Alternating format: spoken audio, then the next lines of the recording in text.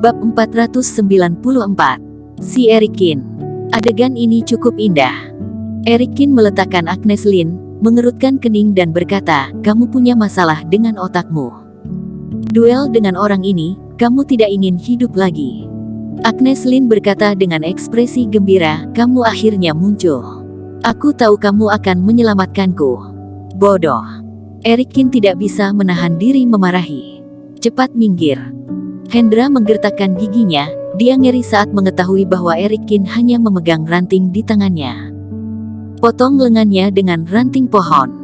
Kultivasi macam apa ini? Kamu siapa?" "Aku Hendra dari Partai Yin Ming, kenapa kamu usil?" Hendra menarik napas dalam-dalam. "Dasar bodoh, dia Eric Kin." Agnes Lin tidak bisa menahan umpatan. "Jika kamu bahkan tidak kenal orang, kamu berani datang mencari kesalahan." Wajah Hendra tiba-tiba berubah saat mendengar ini. Dia berkata dengan dingin, "Apakah kamu Eric Kin?" "Betul." Eric Kin mengangguk. Hendra menyipitkan matanya, lalu mencibir, "Ketua kami sedang mencarimu, beraninya kamu kembali." "Haha, aku akan membawamu kembali hari ini, aku rasa ketua akan senang." Eric Kin tidak repot-repot memperhatikannya. Dia menoleh dan berjalan ke sisi Navia Jiang dan tersenyum, "Ketua, Anda baik-baik saja. Apa yang bisa terjadi denganku?" Ketua tersenyum. "Mengapa kamu kembali lagi?" Eric Kin menyentuh dagunya dan berkata, "Jeksu ternyata datang ke kota Ye. Aku pikir dia pasti akan datang ke kediaman Dewa Pengobatan, jadi aku segera kembali." "Ketua, pergilah istirahat, serahkan ini padaku," kata Eric Kin. Navia Jiang juga tidak sungkan. Dia menguap dan berkata, "Aku dibangunkan oleh mereka begitu aku tertidur. Benar-benar menjengkelkan. Jangan khawatir, aku akan memelintir kepala mereka untuk melampiaskan amarahmu nanti," kata Eric Kin sambil tersenyum. Tidak jauh dari situ, wajah Hendra muram, dan dia berkata dengan dingin, "Eric Kin, kamu benar-benar tidak tahu diri. Aku punya 6 senjata Grand Superior Master di tanganku, cukup untuk menghancurkanmu menjadi sampah. Jika kamu sadar, ikuti aku dengan patuh. Jika tidak, jangan salahkan aku karena tidak sopan." Eric Kin melirik mereka dan bergumam, 6 senjata Grand Superior Master. Jika rusak, sayang sekali, tetapi kalian telah menggunakan semuanya, dan itu hampir sama dengan merusaknya." Begitu selesai berkata, telapak tangan Eric Kin bergerak maju sedikit. Klik. Beberapa ledakan tiba-tiba keluar dari tangan mereka. Terlihat bahwa beberapa senjata Grand Superior Master di tangan mereka langsung rusak. Bagaimana ini mungkin? Ekspresi Hendra sangat jelek, hanya mengangkat tangannya untuk menghancurkan senjata Grand Superior Master.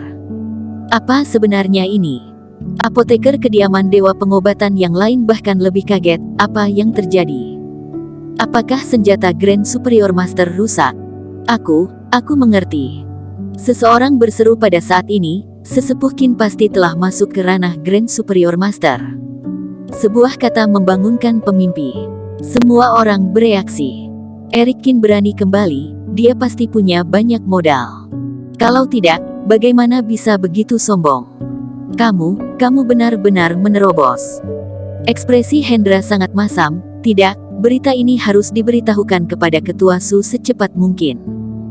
Memikirkan hal ini, Hendra menoleh dan ingin pergi. Namun, begitu dia mengambil 2 langkah, sebuah tangan emas besar melesat dari udara. Bang! Energi yang luar biasa membuat sebagian besar kediaman Dewa Pengobatan hampir runtuh. Dan bahwa Hendra dihantam langsung ke tanah bahkan sebelum dia sempat bereaksi. "Mau pergi sekarang? Apa menurutmu tidak terlambat?" Eric Kin melangkah keluar dan mendekati Hendra hampir seketika. Hendra mengertakkan gigi dan berteriak, "Eric Kin, Ketua Su tidak akan melepaskanmu. Dia pasti akan menghabisimu." Jangan khawatir, dia akan turun ke sana untuk menemuimu segera." Setelah berbicara, Eric Kin mengangkat tangannya dan menamparnya. Hanya dengan satu telapak tangan, Grand Superior Master setengah level itu langsung menjadi tumpukan daging. Jubah hitam Partai Yin Ming lainnya melarikan diri, tapi Eric Kin tidak mengejar dan melepaskan mereka. Hidup sesepuh Qin. Setelah hening sejenak, Suara gemuruh terdengar di tempat itu.